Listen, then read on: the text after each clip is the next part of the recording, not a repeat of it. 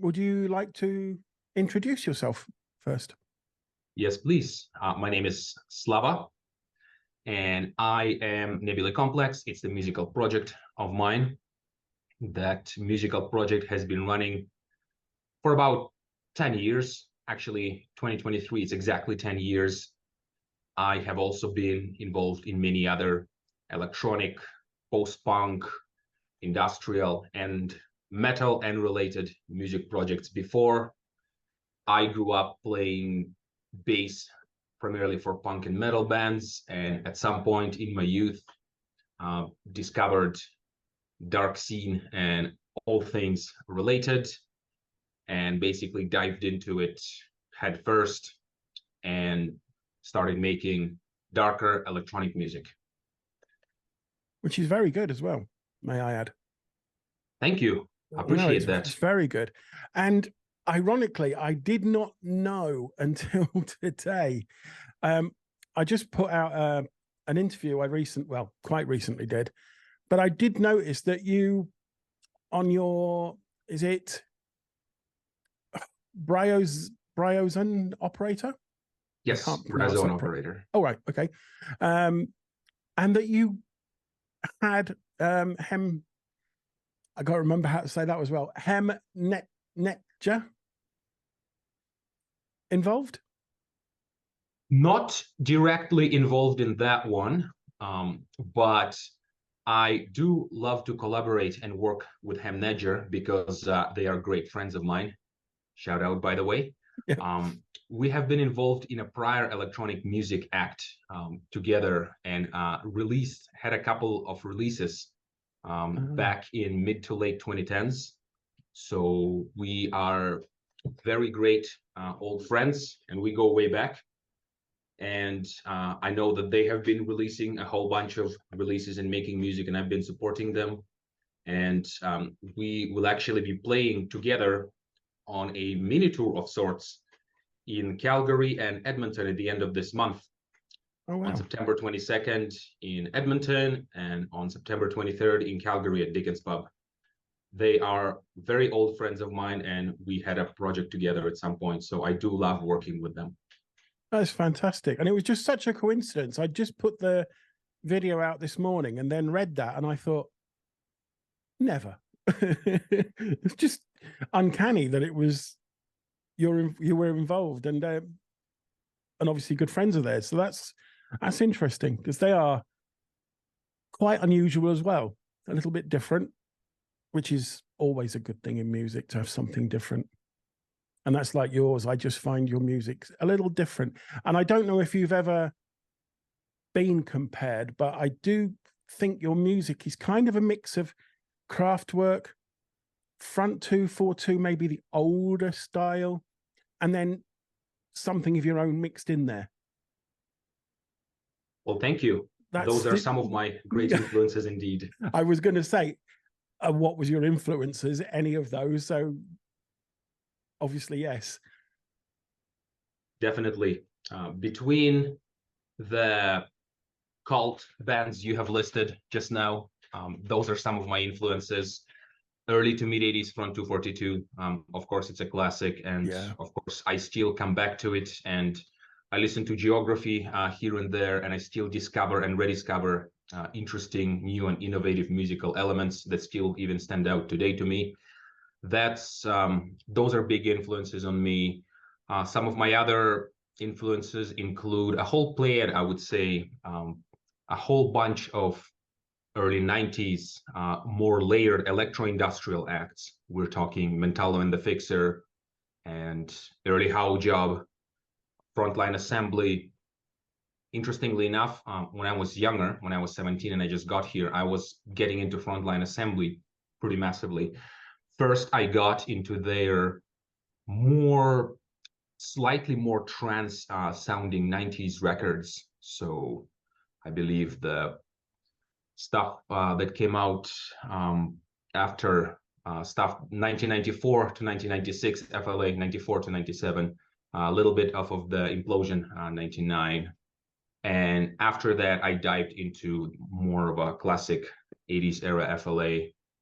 So all of the above, lots of electro-industrial, lots of old school European electro-industrial. I'm a big fan of Yell work. I'm a big fan of some of the early releases of Yell work, most certainly early releases by In Strict Confidence, lots of others. When it comes to this EP specifically, I have also discovered and rediscovered a whole bunch of IDM artists. Aphex Twin, I would listen and re-listen to a lot of early Autekre, getting some sound design inspiration. Even death metal. I'm always fascinated to discover and rediscover the links between metal and dark electronic music. The likes of Mick Harris, Scorn, the old school Napalm Death drummer, always inspire me because of, again, the organic link that you see between their largely metal background and a more atmospheric music that they eventually end up producing. Godflesh is a big one, as well as Justin Broderick's other body of work. Yeah, Godflesh is a huge influence of mine. Some other more staple industrial related influences. I grew up listening to Nine Inch Nails a lot, and I still come back to Nine Inch Nails, and I would say the Fragile era and the With Teeth era. I always keep coming back to those releases and finding new and interesting nuances in music. Lots. Outside of electro-industrial, outside of directly industrial and darker music world, I'm also influenced by lots of sludge metal, lots of hardcore punk, lots of music, lots of excellent styles that I try to weave together and come up with something a little bit of my own. Yeah, and that's what I noticed from that. That's why I said Kraftwerk, Front 242, but then there's something of yours, and it just makes it a little bit different to other stuff out there, which is, it's always refreshing to hear a difference in somebody's music where obviously everybody's influenced by something, no matter who it is. And they might say, oh no, we're not influenced by this. You have to be. If you've heard it, it's going to be there in the back of your mind. But you've added something that has made that yours. And I like that. I really do like that. Thank you very much, Mike. I appreciate the kind words, and that's what I strive to do when it comes to this music. And you've done it very well. You've done it really, really well. And you've been going 10 years. Yep. Wow, it's incredible. Yep. How are you doing? Have you done any tours like outside of Canada? Not as much outside, but I am potentially planning at looking some possibly States and Europe dates in the next year. We will see how that goes, because I want to try and do at least another studio cycle. I already have ideas for a potential subsequent release for early next year. And after that, once I have built up a little bit of a bigger portfolio and following for this project particularly, I would definitely be interested in looking at dates in Europe and the States. Yeah, because I think it'd go down really well. I mean, because of those influences you've got, people will they'll hear those influences, and I think that's what will attract them in the first place. But then they will pick up on your individuality that's in your music, and I would think they would pick up on that really well and get attached to it and say, we've heard of this band now, we follow them, and etc. And I think that will be really good. Is it just you, or is there someone else with you? That is my main solo outfit. Okay. Just me for Nebula. Sometimes I work in with other musicians in more of a collaboration capacity. However, this is my main solo outfit. So any crazy ideas I have, any crazy musical, aesthetic and related ideas I have, eventually end up in here. That said, I started it first in 2013, again, as a more general musical outlet, because at that time I was already working with some other bands. I was working with the electronic band Technotron that involved then still future to be members of Hemnedger. So that was my main band commitment. Wow, I also have dabbled into some atmospheric post-punk, shoegaze, goth gaze genres with the band Detached Objectives. Was active in 2015 to 2017. We released 2 EPs and toured some small venues and festivals.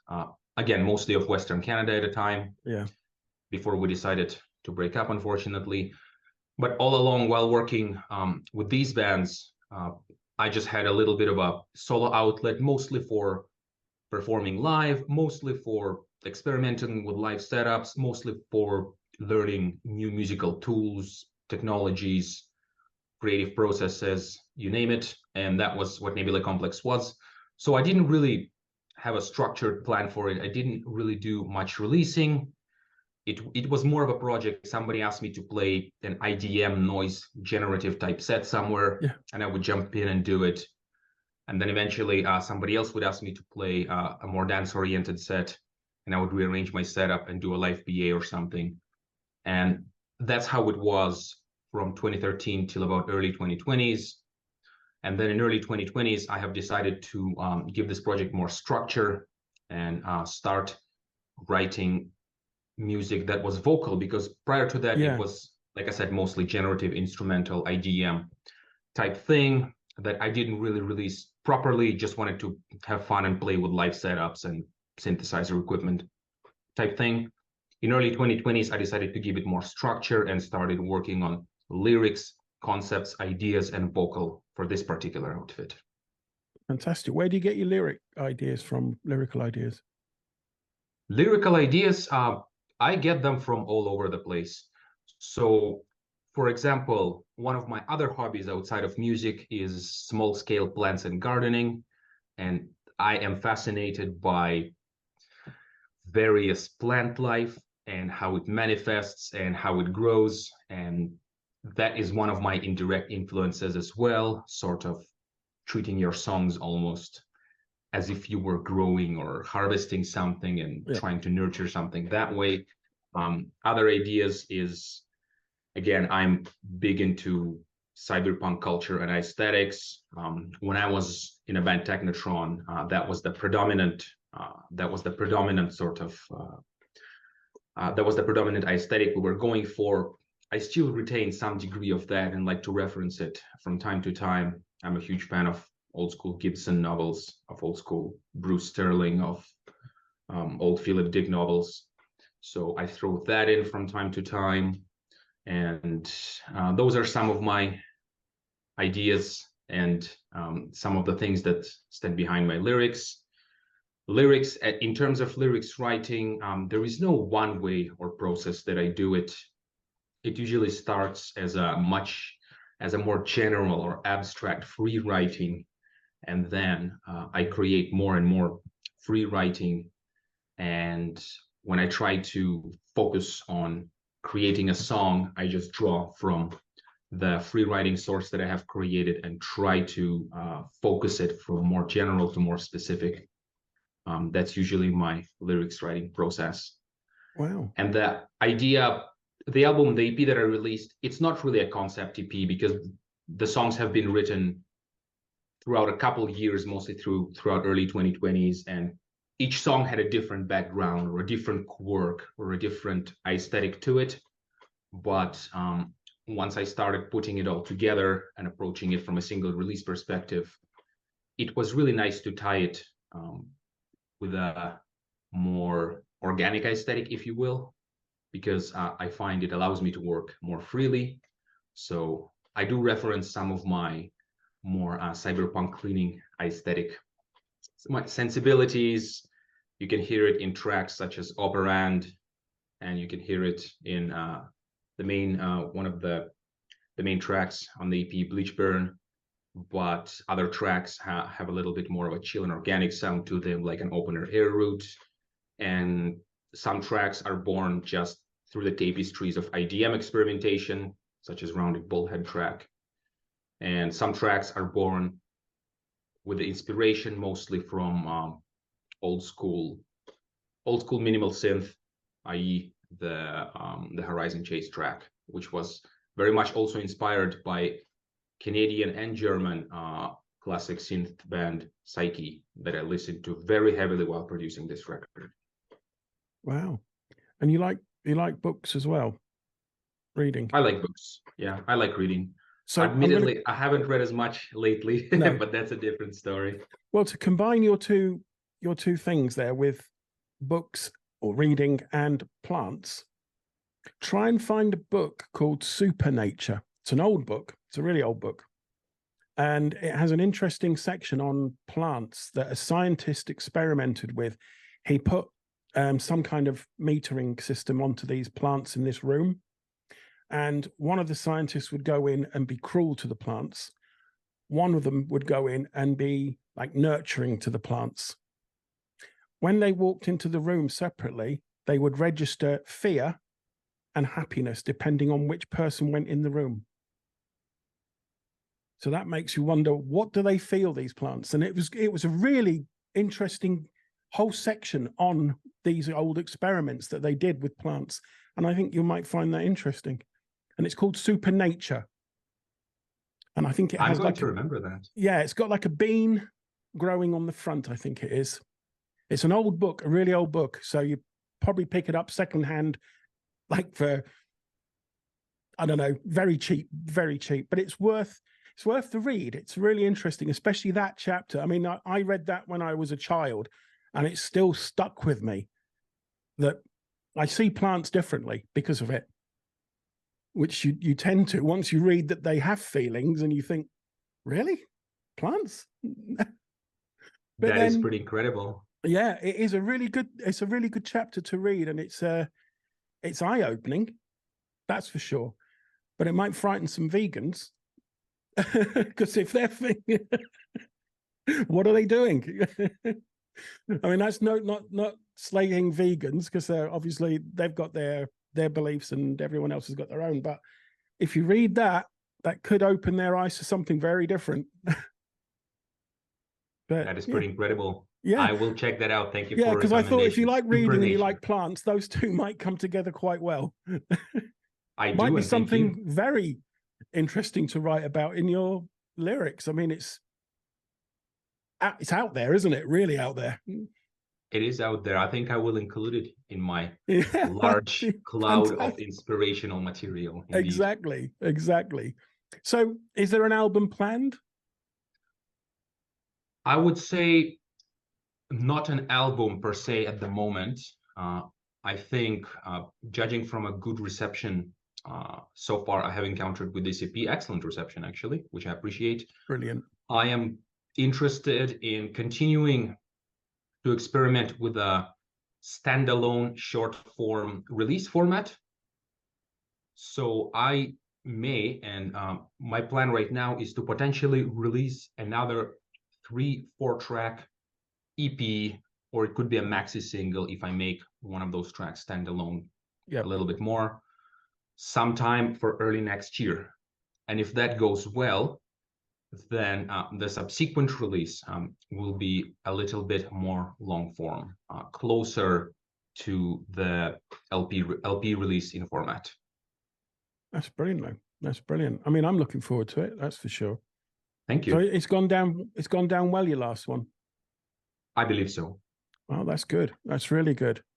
Because although you've been going 10 years, you haven't put out masses, have you yet? Not with this project. No. Yeah, because it was much more of a just experimental outlet type thing before.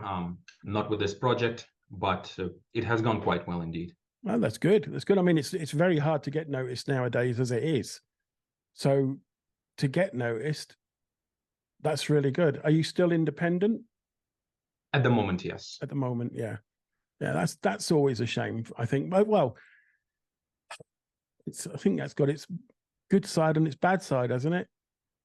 I believe so. Good side is you keep all your ideas are yours, and you can put out what you want, when you want, how you want. But sometimes it's nice to also have a backing of somebody behind you. But then do they take away that creativity sometimes? I think possibly. It's Eternal question. Yeah, tough to yeah, say. Tough it's a to say. difficult Eternal choice, isn't question. it? It is a difficult choice sometimes. And who would you like to work with in the future? Anybody in particular that you'd like to collaborate with? Well, I would like to potentially trade some remixes. Um, at some point, I may approach Daniel Meyer for a remix trade or of sorts or something like Yeah. that. Besides, there are a lot of excellent artists in the general area I'm from, Western Canada, Pacific Northwest. In general, I already worked and collaborated as a live synth musician for the synth pop act, for the synth pop and hyper pop act Eva X, Ah, which really? has gone fantastic. Yeah, I have. Wow. I was one of the live musicians on some of her select live dates in the Wow. last few Brilliant. years before the big tour. I Yeah. was not on the big tour, but before that I was. Brilliant, Um, though. so that was fun, and I can see us working in some capacity together. Definitely, um, collab with Hem Nedger would be Yep. interesting. We will see, but I'm interested in contributing either as a remixer or as an additional producer, and in turn having their input maybe on some of my future material. That would be something that could work out pretty sweet potentially in the near future. Collaboration again with many acts here. What other acts? Wire Spine, Total Chroma, if any of that rings a bell. More Canadian You got EBM. Mac Fox, sorry. Zwar Machine. I think that's Canadian. That's Canadian. Yeah, Yeah. yeah, yeah. He's very That good could as be well. interesting. That could Yeah, be yeah. interesting. He's very into the, I don't know, the futuristic kind and things like that, futuristic music and cyberpunk and stuff like that. So I think that could work well. That could work pretty well. Chrome Corpse from Seattle is a fantastic new body EBM act. Spank the Nun. Spank the Nun, I see pop Yeah. up on collabs all the time. Yeah, Would be very, amazing. very, very good. Yeah. Does a lot of remixes for people and things like that. Very, very good at it as well. Yeah, But there are a lot of musicians from Canada and that area of America upwards, kind of north. A lot of them, isn't there? a lot It's, indeed. Yeah, that's always surprised me how many are coming out of Canada, especially. And then there's Alia Synthesia. She's ooh, where's that from, from? I believe she's Canadian, or she lives in Canada. She's been there like yourself a long time. And I think she's from the Russian side of the world as well. I'm pretty sure she said she was from there, because her surname is, I'm not sure, but it begins with a K, I believe, and it's one of those ends in Insky or something like that. So yeah, Very Eastern European. yeah. So I'm sure she said she was from there.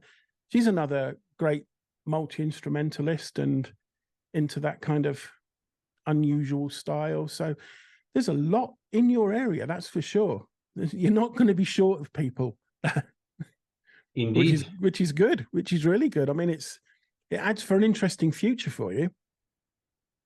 it does, and it's excellent because when you're put into that environment, you always find yourself growing more as a musician and creative person because you can have that sort of reciprocity. You're talking to people, you're asking them for advice, you're learning new things, they ask you in turn.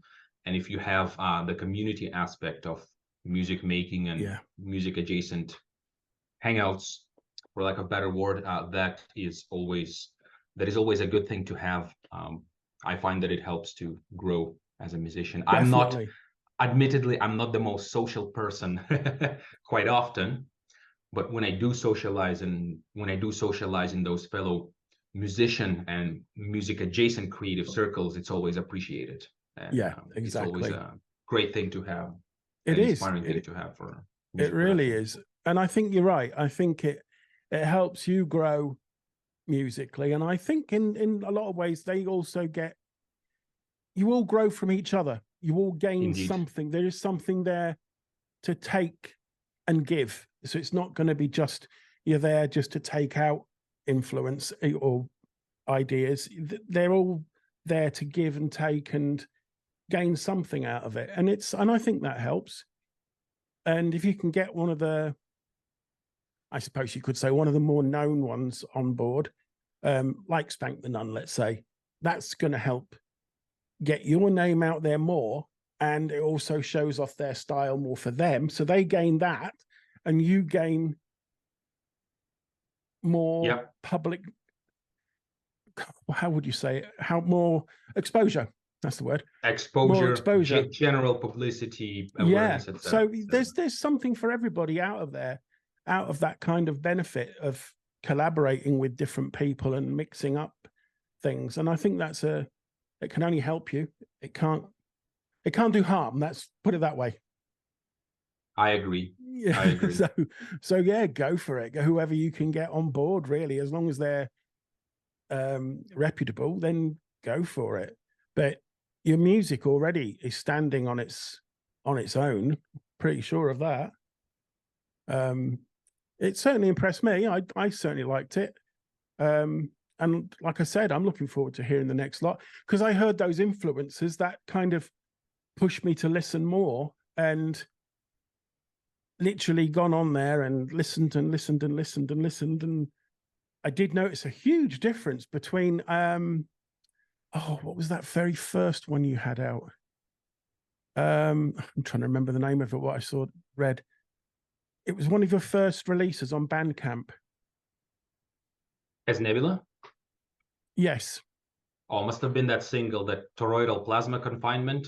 Is that the techno sounding thing from 2017? Yes. It's all instrumental, all sample manipulation. Yes, so different to what you've just put out. It's just so different. And it's like, wow, how you've evolved in that, 6 years?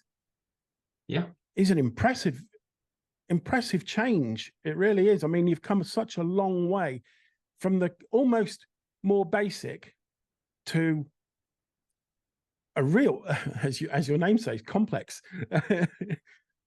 style of music. And it is really, really good. I like it. And it's something I hadn't quite heard before, because you've put your own twist on it, and it kind of changes that influence you've got there has kind of been then twisted a little bit, and thought, no, we're not going to sound exactly like them. Here we go. And you've done something. And I like that. I like that style. That's, like I said before, it's refreshing. It's good to hear somebody putting out music that actually sounds, it keeps to almost to the genre, to keep the public listening, but you've also added something that they can say, oh, this is really good. This sound, oh, but that's different. And then like it. So you've achieved that. Really good. I think that's well done. Really is well done. Is there anything else you'd like to add? Maybe to tell people more about yourself, maybe, or anything else you'd like them to know? Well, I'm first and foremost, I'm very thankful, like I said, for the reception of this release, for how it's been unfolding so far, and much appreciated and very grateful for this interview opportunity. And thank you for letting me letting me speak here. And yeah, right now I am working on subsequent releases, so chances are you'll be hearing something new in early next year. I'm aiming for it, and I am interested in expanding the live geography of this project, coming back to play some shows in Eastern Canada, and when the timing is right, venturing to States and Europe, indeed. Now that would be fantastic. That would be fantastic. Absolutely. So, like I said, you were more than welcome for the interview. Anytime in the future, just before your release, if you want to talk again, so we can get some information out about it, you're welcome. Just contact me. You've got my email. Thank you very much. And we can do that. That will probably be happening. Yeah, we can do that again. And then obviously we can update people on what's coming up from you, and how you're getting on. And I'm willing to do that. Just like I said, just message me and we'll sort something out. But Fantastic. It's been an absolute pleasure, Slava, talking to you. It really has. And it's been good to meet you and find out more about your project. And it's really, really good. Well done. Thank you very much, Mike. It's been a pleasure talking to you and talking about my music. And I always, like I said, I always appreciate the interview opportunity. And more than welcome. yeah, it's been a blast chatting with you and meeting you. You too. Thank you.